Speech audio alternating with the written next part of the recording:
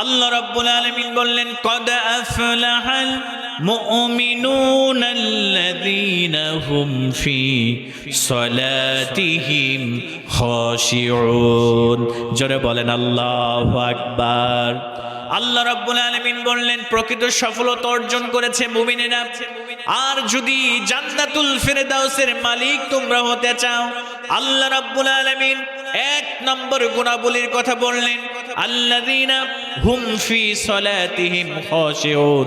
আল্লাহ রাব্বুল আলামিন বললেন, যারা নামাজের মধ্যে বিনয় হয়ে যায়, খুশু আর খুজু নিয়ে যারা নামাজ আদায় করে, আল্লাহ রাব্বুল আলামিন বললেন জান্নাতুল ফেরদাউসের উত্তরাধিকারীদের প্রথম নাম্বার গুণ হলো তারা খুশু নিয়ে বিনয় হয়ে 5 ওয়াক্ত নামাজ তারা আদায় করবে। জোরে বলেন সুবহানাল্লাহ। জান্নাতুল ফেরদাউসের উত্তরাধিকারীদের এক নম্বর গুণের কথা আল্লাহ পাক সুবহানাহু ওয়া তাআলা বলছেন, আল্লাযীনা হুম ফি সলাতিহিম খাশিউন। এক নম্বর গুণ হচ্ছে জান্নাতুল ফেরদাউসের উত্তরাধিকারীদের, সেটি হচ্ছে 5 ওয়াক্ত নামাজ পড়তে হবে খুশু নিয়ে, 5 ওয়াক্ত নামাজ পড়তে হবে বিনয়ী হয়ে। তাহলে আল্লাহ পাক সুবহানাহু ওয়া তাআলা জান্নাতুল ফেরদাউসের মালিক বানায় দিবেন। সুবহানাল্লাহ পড়বেন না? আমার মুসলমান ভাইয়েরা ভালো করে লক্ষ্য করেন, সাহাবায়ে কেরাম রাদিয়াল্লাহু তাআলা আনহুমরা কত বিনয় হয়ে নামাজ আদায় করেছেন। সাহাবায়ে কেরাম রাদিয়াল্লাহু তাআলা আনহুমরা আল্লাহ রাসূলের সাহাবীরা যখন মরুভূমির মধ্যে নামাজের জন্য দাঁড়িয়ে যেতেন, হযরত আবু বকর সিদ্দিক রাদিয়াল্লাহু তাআলা আনহু বলেন, আল্লাহ রাসূলের সাহাবীরা যখন মরুভূমির মধ্যে নামাজের জন্য দাঁড়িয়ে যেতেন, পাখিগুলো গাড়ি গাছের গুড়ি মনে করে, কাঠ মনে করে, গাছ মনে করে পাখিগুলো মাথার উপরে এসে বসে যেত, কাঁধের উপরে এসে বসে যেত। আবার যখন সাহাবায়ে কেরাম রুকুতে চলে যেতেন, সেজদায় চলে যেতেন, তখন পাখিগুলো উড়ে যেত। এত মনোযোগ দিয়ে সাহাবায়ে কেরাম রাদিয়াল্লাহু তাআলা আনহুমরা তারা নামাজ আদায় করেছে। জোরে বলেন সুবহানাল্লাহ। এত মনোযোগ দিয়ে তারা নামাজ পড়েছে। কিন্তু আজকে আমাদের নামাজের মধ্যে খুশু নাই, আমাদের নামাজের মধ্যে আমাদের বিনয় নাই। আমরা নামাজে দাঁড়ালে দুনিয়ার সমস্ত হিসাব নিকাশগুলো নামাজের মধ্যে এসে মাথার মধ্যে জড়ো হয়। কথা বলেন ঠিক কিনা? অনেকে নামাজে দাঁড়ায়, এমন অবহেলা নিয়ে নামাজে দাঁড়ায়, নামাজে দাঁড়ানোর পরে উপরে কয়টা ফ্যান আছে, সাইডে কোন মানুষ দাঁড়িয়েছে, বামে কোন মানুষ দাঁড়িয়েছে, আমরা নিমেষেই আমরা এইগুলো দেখে ফেলি। এরকম নামাজে আছে না নাই? কথা বলেন না কেন? এরকম নামাজে আছে না নাই? অথচ সাহাবায়ে কেরাম রাদিয়াল্লাহু তাআলা আনহুমরা যখন নামাজে দাঁড়াতেন তখন তাদের দুনিয়ার কোনো হুঁশ থাকতো না। কারণ নামাজের মধ্যে আমরা দাঁড়াই দুনিয়ার কোনো প্রেসিডেন্ট, দুনিয়ার কোনো প্রধানমন্ত্রী, দুনিয়ার কোনো রাষ্ট্রপতি বা চেয়ারম্যানের সামনে নয়। আমরা যখন নামাজে দাঁড়িয়ে যাই, আমরা কার সামনে দাঁড়িয়ে যাই? আসতে বলবেন না, জোরে বলেন, কার সামনে দাঁড়িয়ে যাই? আমরা আল্লাহর সামনে দাঁড়িয়ে যাই। তাহলে আল্লাহর সামনে দাঁড়িয়ে কোনো বেয়াদবি চলে? আমার মুসলমান ভাইয়েরা, সাহাবাদের নামাজ কেমন ছিল ভালো করে লক্ষ্য করেন। হযরত আলী রাদিয়াল্লাহু তাআলা আনহুর নামাজ কেমন ছিল আপনি শুনলে আশ্চর্য হয়ে যাবেন। বিশ্বনবী সাল্লাল্লাহু আলাইহি ওয়াসাল্লাম তিনি একদিন জিহাদের ময়দানে সাহাবায়ে কেরামদেরকে সাথে নিয়ে তিনি জিহাদের ময়দানে যুদ্ধ করতে করতে, কাফেরদের সঙ্গে জিহাদ করতে করতে এমন একটা সময় হযরতে আলী রাদিয়াল্লাহু তাআলা আনহু জিহাদের ময়দানে কাফেরদের একটি বিষাক্ত তীর এসে হযরতে আলীর পায়ের মধ্যে প্রবেশ করেছে। আমার প্রিয় ভাইয়েরা, একটা উদাহরণ দিচ্ছি শুধুমাত্র নামাজের প্রতি গুরুত্ব বোঝানোর জন্য। কেমন বিনয় হয়ে সাহাবায়ে কেরাম নামাজ পড়তেন। হযরত আলী রাদিয়াল্লাহু তাআলার পায়ের মধ্যে তীর ঢুকে গিয়েছে। হযরত আলী রাদিয়াল্লাহু তাআলার পায়ের মধ্যে তীর ঢোকার সঙ্গে সঙ্গে প্রচন্ড পরিমাণ রক্তক্ষরণ শুরু হয়েছে। সাহাবায়ে কেরাম রাদিয়াল্লাহু তাআলা আনহুমরা পাশে যারা ছিল তারা তীরটা ধরে টানাটানি শুরু করে দিলেন, তীরটা বের করার চেষ্টা করলেন। তারা চিন্তা করলো যদি আলীর পা থেকে তীরটা বের করা না যায়, আলীর রক্ত শূন্যতায় পড়ে গিয়ে হযরত আলী এই দুনিয়া থেকে চিরবিদায় নিয়ে চলে যাবে। প্রিয় ভাইয়েরা, সাহাবায়ে কেরাম তীরটা ধরে টানাটানি শুরু করলেন। হযরত আলী বললেন, ও আল্লাহর নবী সাহাবীরা আমার পায়ের তীর ধরে তোমরা টানাটানি করো না, আমার পায়ের তীর ধরে যেন তোমরা টান দাও না। আমার মনে হয় যেন আমি আলীর কলিজাটা ধরে তোমরা টানাটানি শুরু করে দিয়েছো। জোরে বলেন নাউজুবিল্লাহ। আমার প্রিয় ভাইয়েরা, এবার বিশ্বনবী সাল্লাল্লাহু আলাইহি ওয়াসাল্লাম কি সাহাবায়ে কেরাম এবার বললেন, ইয়া রাসূলুল্লাহি ইয়া হাবিবাল্লাহ, আপনার জামাতা হযরত আলীর পায়ের মধ্যে তীর ঢুকেছে। ইয়া রাসূলুল্লাহি ইয়া হাবিবাল্লাহ, হুজুর আমরা তীর ধরে টানাটানি করেছি, বের করার চেষ্টা করেছি, আমরা বের করতে পারি নাই, এত পরিমাণ রক্ত ক্ষরণ হচ্ছে। যদি এমন করে চলতে থাকে আপনার জামাতা হযরত আলী এই দুনিয়া থেকে বিদায় নিয়ে চলে যাবে ইয়া রাসূলুল্লাহ। আল্লাহর নবী বললেন, সাহাবীরা তীর ধরে টানাটানি করার আর দরকার নাই, আমার আলীকে আমার কাছে নিয়ে আসো। হযরত আলীকে বিশ্ব নবীর কাছে নিয়ে আসা হলো। ও মুসলমান কলিজার টুকরা প্রিয় ভাইরা, আল্লাহ নবীজি খেয়াল করে দেখলেন নামাজের ওয়াক্ত হয়ে গিয়েছে। আল্লাহর নবী হযরতে বেলালকে ডাক দিলেন, বেলাল তাড়াতাড়ি করে আযান দিয়ে দাও, আযানের পরে ইকামত দিয়ে দাও। আল্লাহর নবীজি বেলালকে আযান দেওয়ার অর্ডার করলেন, আর দুইজন যুবক সাহাবীকে ঠিক করলেন। আল্লাহর নবী বললেন, ও আমার সাহাবী, আমার হযরত আলী যখন নামাজের মধ্যে দাঁড়াবে তোমরা দুই পাশ থেকে দুইজন ধরে সজোরে জোরে টান দিয়ে আলীর পায়ের তীরটা বের করে দিবা। আল্লাহর নবী অর্ডার করলেন। আমার প্রিয় ভাইয়েরা, হযরতে বেলাল রাদিয়াল্লাহু তাআলা আনহু তিনি আযান দিয়ে দিলেন, ইকামত দিয়ে দিলেন। আল্লাহর নবীজি এবার সূরা পড়তে শুরু করলেন। আল্লাহর নবীজি আল্লাহু আকবার বলে তাকবীরে তাহরিমা বেঁধে আল্লাহর নবীজি সূরা পড়তে শুরু করলেন। আর ওই দুইজন সাহাবী নামাজের মধ্যে হযরত আলীর পায়ের তীরটা ধরে টান দিয়ে বের করে দিয়ে আলী টের পায় নাই। নামাজ শেষ হয়ে গেল। হযরত আলী নিচের দিকে তাকায় দেখেন ওই জায়গায় রক্ত এত পরিমাণ হয়েছে। আল্লাহর নবীকে জিজ্ঞেস করলেন, ইয়া রাসূলুল্লাহ ইয়া হাবিবাল্লাহ, আবার কি জিহাদ শুরু হয়েছিল নাকি? মুসলমানদের উপরে কাফিররা আক্রমণ করেছিল নাকি? এত রক্ত কেন এখানে? আল্লাহর নবীজি ডাক দিয়ে বলে, ও আমার জামাতা আলী, তোমার পায়ের দিকে খেয়াল করো, তোমার পায়ের মধ্যে তীর আছে কিনা।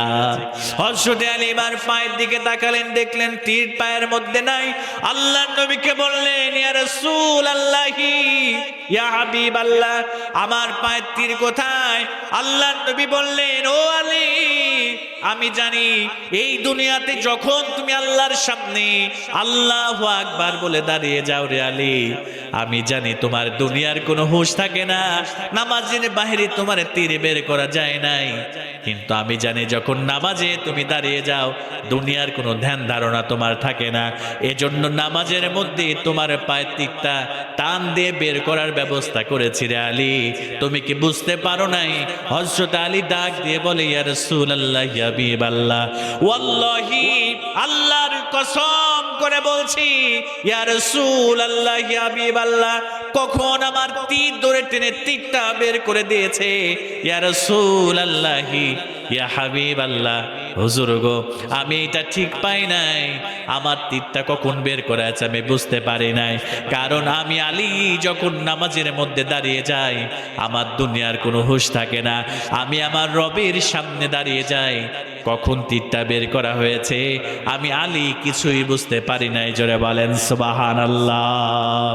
আমার মুসলমান ভাইয়েরা, আর আমরা নামাজের মধ্যে দাঁড়ালে সামান্য যদি একটা মশা যদি কামড় দেয়, সঙ্গে সঙ্গে কপালে যদি মশাটা কামড় দিয়ে দেয়, সঙ্গে সঙ্গে তাকবে আমরা ইহরাম বেঁধে আমরা সঙ্গে সঙ্গে হাতটা খুলে আমরা মশা মারাই ব্যস্ত হয়ে যায়। এরকম মুসলমান আমাদের, এরকম নামাজি আমাদের সমাজের মধ্যে আছে না নাই? হযরত আলীর পায়ে থেকে তীর বের করা হয়, হযরত আলী ঠিক পান না, কিন্তু আমাদের যদি সামান্য পায়ের মধ্যে একটা মশা কামড় দেয়, আমাদের হাতের মধ্যে যদি একটা মশা কামড় দিয়ে দেয়, আমরা দেখবেন সঙ্গে সঙ্গে আগে মশা মারাই ব্যস্ত হয়ে যায়। কথা বলে ঠিক কিনা? আমার মুসলমান প্রিয় ভাইয়েরা, নামাজের মধ্যে খুশুনি আসতে হবে। নামাজের মধ্যে অনেকেই দাড়ি ধরে টানাটানি করে, নামাজের মধ্যে অনেকেই জুব্বা ঠিক করে, অনেকেই শার্ট নাড়াচাড়া করে। ও কলিজার টুকরা প্রিয় ভাইয়েরা, নামাজের মধ্যে এমনটা করা যাবে না। যদি জান্নাতি বান্দা বান্দে হতে চান, যদি জান্নাতুল ফেরদাউসের মালিক হতে চান, তাহলে এক নম্বরে আল্লাযীনা হুম ফি সলাতিহিম খাশিউন, আমাদেরকে খুশু নিয়ে, আমাদেরকে বিনয়ী হয়ে আল্লাহর কদমে সিজদা দিতে হবে।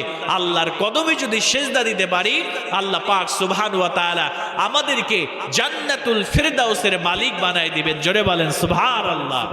আমার অনেক কলিজার টুকরা যুবক আছে, তারা নামাজই পড়ে না। এরকম যুবক আছে না নাই? কথা বলেন না কেন? এরকম যুবক আছে না নাই? দেখবেন সারাদিন শুধু মোবাইল ফোনের মাধ্যমে, ফেসবুক, মোবাইলে ফ্রি ফায়ার, মোবাইলে অশ্লীল ভিডিও, ইউটিউবে অশ্লীল নাটক দেখে দেখে আমার যুবকেরা সময় পার করে। মুয়াজ্জিন মসজিদে আজান দিয়ে দেয়, হাইয়া আলাস সালাত, হাইয়া আলাল ফালাহ, মসজিদের দিকে নামাজের জন্য আসো, কল্যাণের জন্য আসো। অথচ যুবকেরা দোকানপাটে বসে আড্ডা দেয়, যুবকেরা ব্রিজের উপরে বসে আড্ডা দেয়, যুবকেরা গাছের নিচে বসে বসে, রুমের মধ্যে বসে বসে ইউটিউব দেখে, নাটক দেখে, সিনেমা দেখে, মোবাইলে গেমস খেলে। অথচ তারা মসজিদে মুয়াজ্জিনের আজান শুনে, এরকম হাজারো যুবক আছে যারা মসজিদে আসে না। এরকম যুবক আছে না নাই? আমার কলিজার টুকরা যুবকেরা ভালো করে লক্ষ্য করেন, মাইকের আওয়াজ যত দূর যায়, যুবকদের যত দূর পর্যন্ত আওয়াজটা যুবকদের কান পর্যন্ত পৌঁছায়। ও যুবক ভাইয়েরা, এই যৌবনকালের হিসাব আল্লাহর কাছে দিতে হবে। কথা বলেন ঠিক কিনা? আপনি যৌবনকালে কি অন্যায় করেছেন, কি পাপ করেছেন? বর্তমানে যুবকেরা গোপন পাপ বেশি করছে। কথা বলেন ঠিক কিনা? আজকে যুবকেরা মা দেখে না, বাবা দেখে না, বন্ধু দেখে না, প্রতিবেশী দেখে না।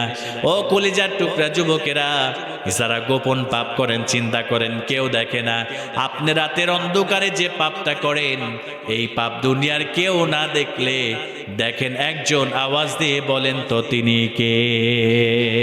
এই দুনিয়ার কেউ দেখছে না। আপনি ঘরের দরজা জানালা বন্ধ করে দিয়ে আপনি গোপনে পাপ করছেন। হয়তোবা মনে করতেছেন যে আমাকে কেউ দেখছে না, কিন্তু আল্লাহ পাক সুবহানাহু ওয়া তাআলা আপনার প্রতিটা সেকেন্ড, আপনার প্রতিটা মুহূর্ত আল্লাহ পাক সুবহানাহু ওয়া তাআলা দেখছেন। দুনিয়ার সবার চোখ ফাঁকি দেওয়া গেলেও আল্লাহর চোখকে ফাঁকি দেওয়া যায়। এজন্য যুবক ভাইয়েরা, গোপনে পাপ করবেন না। গোপনে পাপ করার ভয়াবহ শাস্তি আল্লাহ পাক সুবহানাহু ওয়া তাআলা তিনি আপনাদেরকে প্রদান করবেন। কেউ যদি গোপনে পাপ করে, কেউ যদি হারাম সম্পর্ক করে, কেউ যদি পরকিয়া করে, আল্লাহ পাক সুবহানাহু ওয়া তাআলা তাদেরকে 4টা আযাব না দিয়ে এই দুনিয়া থেকে বিদায় করবে না। সবাই বলেন তো কয়টা আযাব? আর একটু জোরে বলেন, কয়টা আযাব? বর্তমানে পরকিয়া আছে না নাই? বলেন আছে না নাই? পোকো টাকা ধারণ করেছে। আজকে পরকিয়া, আজকে মুসলমানদের স্বামী স্ত্রীর মধ্যে সম্পর্কগুলোকে নষ্ট করে দিচ্ছে। স্বামীকে ভালো লাগে না, অন্য পুরুষের সঙ্গে তারা হারাম সম্পর্কে, তারা পরকিয়ার মধ্যে লিপ্ত হয়ে যাচ্ছে। নাউজুবিল্লাহ বলবেন না? আজকে যুবকেরা কোরআন হাদিস ছেড়ে দিয়ে আজকে তারা মেয়েদের জন্য পিছনে পিছনে ঘুরে আজকে জেনার সম্পর্ক করে হাজারো যুবক আজকে গোপন পাপে লিপ্ত হয়ে তাদের জীবনটাকে ধ্বংস করে দিচ্ছে। জোরে বলেন নাউজুবিল্লাহ। আমার কলিজার টুকরা যুবক ভাইয়েরা, ভালো করে লক্ষ্য করেন, যারা গোপনে পাপ করবে, যারা রাতের অন্ধকারে যারা গোপনে পাপ করে, আল্লাহ রাব্বুল আলামিন তাদেরকে 4টা আযাবে দুনিয়াতে না দিয়ে এই দুনিয়া থেকে তাদেরকে বিদায় করবে না। জোরে বলেন নাউজুবিল্লাহ। আল্লাহর নবী সাহাবী আব্দুল ইবনে আব্বাস রাদিয়াল্লাহু তাআলা বলেন, যারা গোপনে পাপ করবে, যারা জেনা করে, ব্যভিচার করে, আল্লাহর রাসূল বললেন, আল্লাহর নবী সাহাবী আব্দুল ইবনে আব্বাস রাদিয়াল্লাহু তাআলা বলেন, গোপনে যারা পাপ করবে, 1 নম্বরে রব্বুল আলামিন তাদের চেহারার উজ্জ্বলতাকে আল্লাহ নষ্ট করে দিবে। জোরে বলেন নাউজুবিল্লাহ। এরপরে 2 নম্বরে আল্লাহ রাসূলের সাহাবী আব্দুল ইবনে আব্বাস বলেন, নুকসান ফিরিস, আল্লাহ পাক তাদের রিজিকের বরকতকে কমায় দিবেন। 3 নম্বরে আল্লাহ পাক রব্বুল আলামিনের যে বান্দা বান্দিরা গোপনে পাপ করে, আল্লাহ রব্বুল আলামিনের যে বান্দা বান্দিরা জিনা করে, ব্যভিচার করে, আল্লাহ রব্বুল আলামিন 3 নম্বরে যে শাস্তি দিবে সেইটা হলো আল্লাহ তাদের মধ্যে দুশ্চিন্তার হতাশা ঢুকায় দিবে। জোরে বলেন নাউজুবিল্লাহ। এরপরে 4 নম্বরে গোপনে যারা পাপ করবে, 4 নম্বরের শাস্তি হলো আল্লাহ নবী সাহাবী আব্দুল ইবনে আব্বাস রাদিয়াল্লাহু তাআলা বলেন, আল্লাহ রাব্বুল আলামিন ওই পাপিষ্ঠ ব্যক্তিদের মধ্যে এমন একটা রোগ ঢুকায় দিবে, ওই রোগের চিকিৎসা আল্লাহ পাক রব্বুল আলামিনের ওই বান্দা বান্দিরা সারা দুনিয়া ঘুরবে, ওই রোগের কখনো চিকিৎসা খুঁজে পাবে না। জোরে বলেন নাউজুবিল্লাহ। এজন্য আমার যুবক ভাইয়েরা, নামাজ পড়বেন, নামাজ কখনো ছেড়ে দিবেন না। 5 ওয়াক্ত নামাজের সময় যখন হয়ে যায়, যুবক কলিজার টুকরা প্রিয় ভাইয়েরা, নামাজ পড়বেন। এই নামাজের মাধ্যমে আল্লাহ পাক রব্বুল আলামিনের সব থেকে বেশি কাছে যাওয়া যায়, সব থেকে বেশি প্রিয় বান্দায় পরিণত হওয়া যায়। এজন্য নামাজ ছেড়ে দিবেন না। যদি 5 ওয়াক্ত নামাজ আপনি সঠিক সময় সুন্দর করে বিনয়ের সাথে আদায় করতে পারেন, আল্লাহ রব্বুল আলামিন আপনাকে জান্নাতুল ফেরদাউসের মালিক বানায় দিবে। জোরে বলেন সুবহানাল্লাহ। আল্লাহ পাক সুবহানাহু ওয়া তাআলার জন্য বলছেন, আল্লাযীনা হুম ফি সলাতিহিম খাশিউন। আল্লাহ পাক বললেন, যারা 5 ওয়াক্ত নামাজ সুন্দর করে আদায় করবে, যারা 5 ওয়াক্ত নামাজ বিনয়ের সাথে যারা আদায় করবে, আল্লাহ পাক সুবহানাহু ওয়া তাআলা তাদেরকে জান্নাতুল ফেরদাউসের মালিক বানায় দিবেন। সুবহানাল্লাহ বলবেন না?